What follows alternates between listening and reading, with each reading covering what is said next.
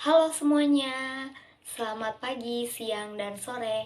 Kami dari kelompok 7 ingin membahas materi mengenai aliran pendidikan. Nah, sebelum kita masuk ke materi, saya akan memperkenalkan terlebih dahulu nama saya.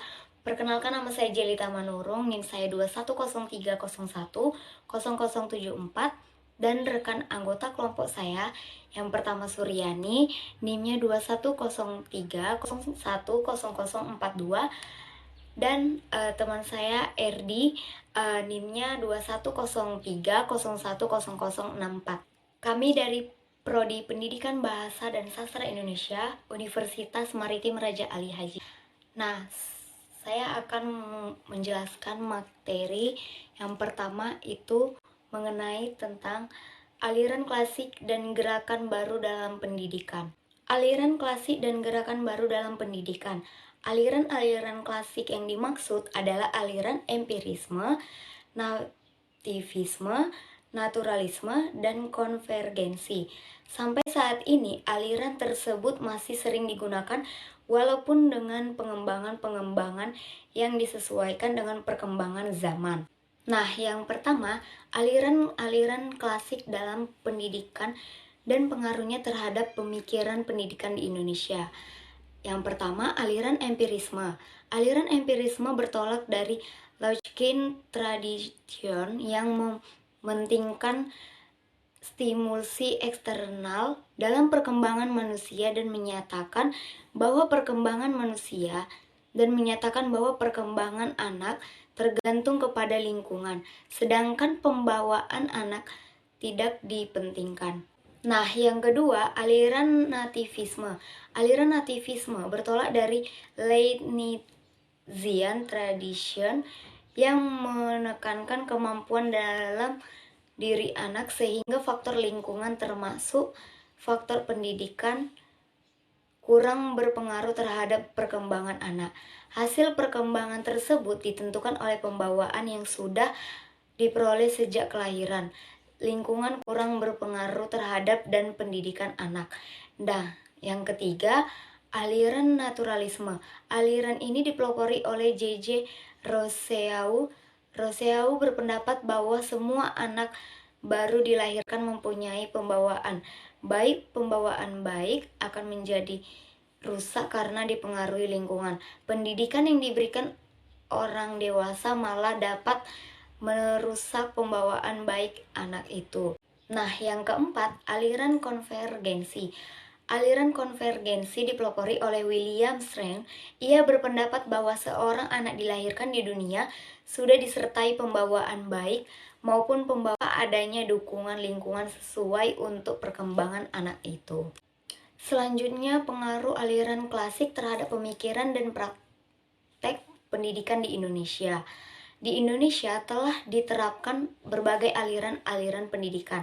Penerimaan tersebut dilakukan dengan pendekatan efektif fungsional, yakni diterima sesuai kebutuhan namun ditempatkan dalam latar pandangan yang konvergensi.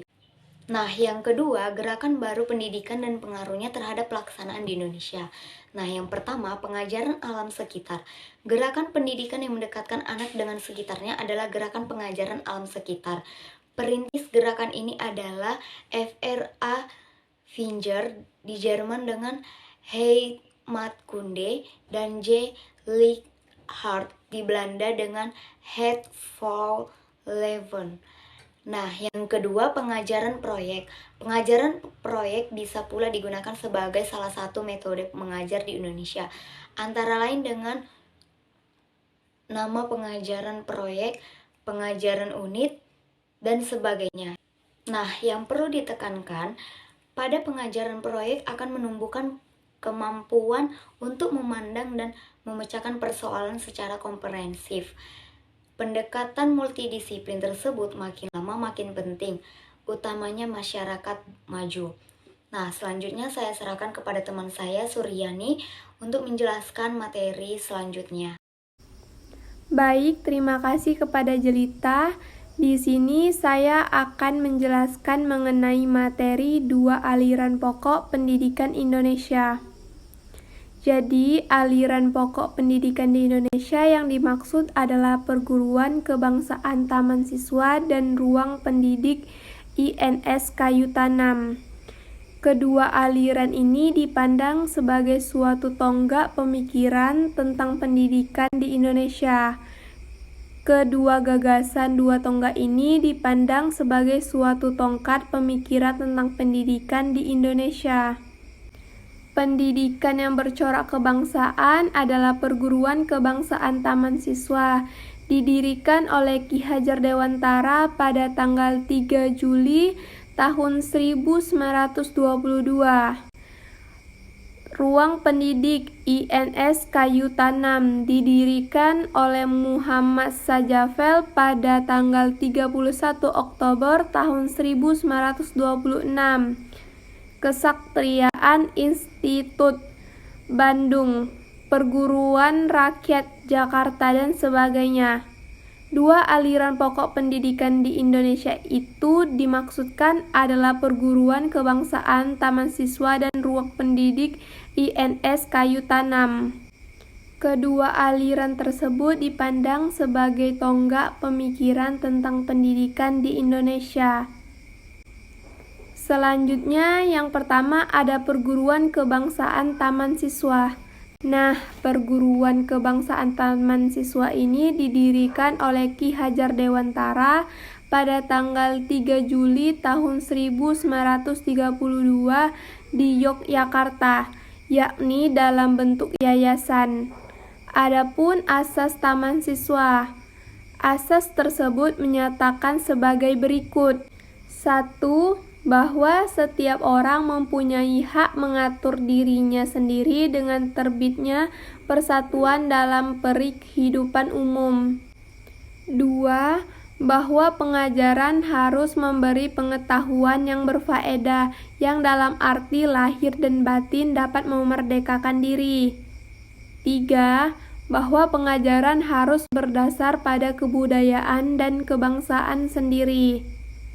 Selanjutnya ada tujuan taman siswa. Tujuan tersebut meliputi 1. Sebagai badan perjuangan kebudayaan dan pembangunan masyarakat tertib dan damai. 2.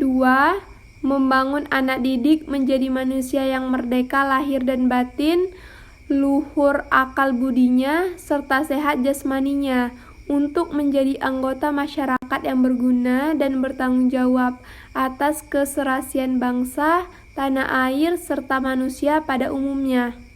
Adapun upaya-upaya yang dilakukan taman siswa. Beberapa usaha yang dilakukan oleh taman siswa adalah menyiapkan peserta didik yang cerdas dan memiliki kecakapan hidup.